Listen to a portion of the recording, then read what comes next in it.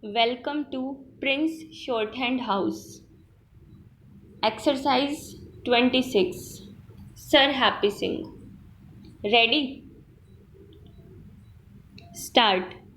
Sir, I beg to move that the bill to provide for the forfeiture of illegally acquired properties of smugglers and foreign exchange manipulators and for matters connected therewith or incidental thereto be taken into consideration. Sir, this bill seeks to replace, with some minor modifications, the smugglers and foreign exchange manipulators forfeiture of property ordinance 1975, which was promulgated by the President on the 5th November 1975. The circumstances which necessitated immediate legislation by the ordinance have been explained in a statement placed on the table of the House. I do not, therefore, propose to deal with that aspect and shall only explain briefly the provisions of the bill. Like the ordinance which it seeks to replace, the bill provides for assumption of powers to deprive the smugglers and foreign exchange manipulators of their illegally acquired properties so as to effectively prevent their antisocial and clandestine activities. The provisions of the bill will apply to persons convicted under the customs or foreign exchange laws and those in respect of whom orders of detention under the Conservation of Foreign Exchange and Prevention of Smuggling Activities Act 1974 have been made. They will also apply to the relatives, associates, and confidants of such persons. Under the bill, it will be unlawful for any person to whom the bill applies to hold land and illegally acquire property, whether movable or immovable, either by himself or through any other person on his behalf, and such property will be liable to be forfeited to the central government. For this purpose, the expression illegally acquired property will broadly mean property which is acquired out of income, earnings, or assets obtained from any activity prohibited by any law relating to any other matter within the legislative competence of the Parliament or out of income, earnings, or assets in respect of which any such law has been contravened.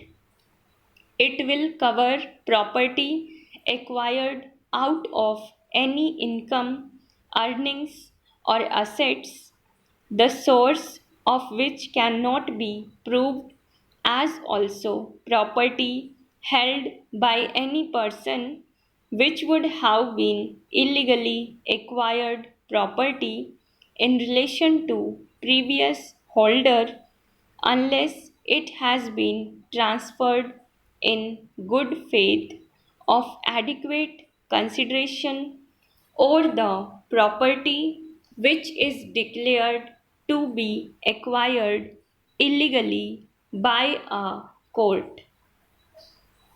The proposed legislation will be administered by officers of the central government not below the rank of a joint secretary to the government who will be designated as competent authorities.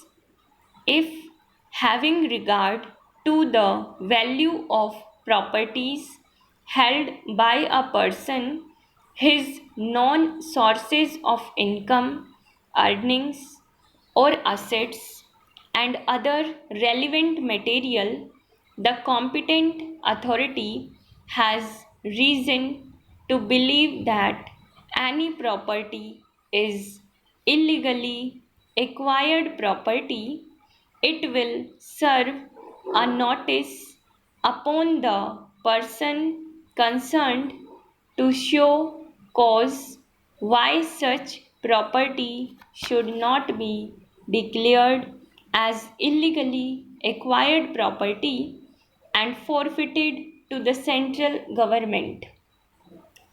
After considering objections, if any, to the show cause notice and giving the person concerned a reasonable opportunity of being heard, the competent authority will record a finding as to whether the property is illegally acquired property. The burden of proving that a property is not illegally acquired property will be on the person affected, and where the property is held to be an illegally acquired property, it shall stand forfeited to the central government. Provisions have been made to ensure that while small one time offenders are not proceeded against, the big and habitual offenders do not escape the rigors of the law. It is also being provided that if the source of only less than one half of the investment in a property remains unproved, an option will be given to the person affected to pay a fine in lieu of confiscation. Such fine will be equal to 1 1/5 times the value of the unexplained investment. Cases may arise where illegally acquired property may be held by a trust created by a person to whom the provisions of the bill apply, or it may be acquired by a trust out of contributions made by such person. The bill accordingly contains a provision to take care of such cases, where a person to whom the bill applies is either the author or a substantial contributor of a trust, and the competent authority has reason to believe that any property held by the trust is illegally acquired property, it will be open to the competent authority to serve a notice upon the author or the substantial contributor and the trustees, calling upon them to explain the source of